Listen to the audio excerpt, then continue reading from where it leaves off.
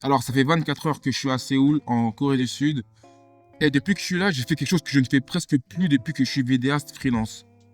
J'ai fait des vidéos uniquement pour moi.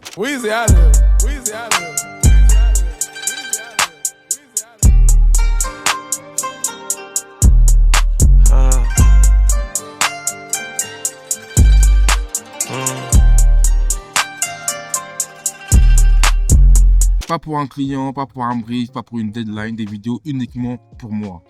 Et j'ai kiffé. En fait, en tant que vidéaste freelance, la majorité de mon temps, je filme pour les autres. En fait, il y a toujours un client, toujours un objectif précis, toujours une contrainte en soi. Et à force de toujours filmer pour les autres, en fait, je me suis posé une question. Est-ce que je sais toujours filmer pour moi? Est-ce que je prends toujours du plaisir à créer pour moi, pour faire de belles images, pour raconter des belles histoires? Est-ce que j'ai vraiment un style propre en dehors des briefs clients? Et ce qui est bien, c'est que Séoul, c'est une ville qui te force à regarder les choses différemment, d'un autre œil, un œil neuf. Parce que quand tu es dans ton quotidien, que ce soit à Paris ou à Amsterdam comme moi, tu es habitué à ce que tu vois. Ça veut dire que tu trouves plus le plaisir que tu peux avoir quand tu découvres une nouvelle ville. La densité, les lumières, le contraste entre les vieux quartiers et les quartiers hyper modernes. En fait, dans cette ville, il y a des images partout.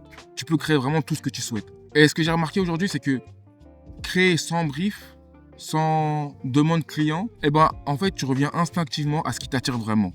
Ce que tu aimes filmer, ce que tu aimes voir. Tu réhabitues ton œil à créer quelque chose de nouveau. Les détails, les lumières, les ambiances. En fait, tu redécouvres ce que tu aimes vraiment filmer quand personne ne te demande rien, en fait. Et ça, c'est fou. Et donc, ce que j'ai vraiment compris, c'est que filmer pour soi, aujourd'hui, c'est vraiment un luxe. Tu as le temps de te faire plaisir. Tu as le temps de filmer ce que tu aimes, ce qui t'anime. Ça, c'est vraiment une nécessité quand tu es vidéaste freelance. Tu dois faire des choses pour toi. Parce que si tu rentres dans le moule de « je crée uniquement pour mes clients, ce qu'ils me demandent, etc. », ta créativité, tu la brides. Parce que la plupart du temps, tes clients, ils vont te demander des choses précises. Moi, je veux ça dans ma vidéo, ou bien je vais envoyer tel message. Mais tu n'as pas la liberté 100% de ce que tu souhaites faire et de ce que tu aimes faire. C'est pour ça que c'est super important de créer pour soi et de prendre du plaisir quand tu le fais. Et au final, si tu filmes uniquement pour tes clients, tu perds ton œil, tu perds ta créativité. Et c'est vraiment ce qu'on veut éviter en tant que vidéaste freelance. Parce qu'à la base, pour la plupart, on a commencé ça via une passion et c'est devenu un métier. Il ne faut pas oublier que pour garder cette passion intacte, il faut l'enrichir, il faut la nourrir. Et rien de mieux pour la nourrir que de créer pour soi. Donc pour conclure, si tu es vidéaste et tu ne fais que des vidéos clients et tu ne crées plus pour toi, il faut changer ça tout de suite parce que le bonheur il se trouve là-dedans et faut pas rentrer dans une routine qui va t'enfermer, qui va te brider et qui va te mener au burn-out parce que tu fais que ce que te demande ton client et tu crées plus pour toi, tu prends plus du plaisir à créer pour toi.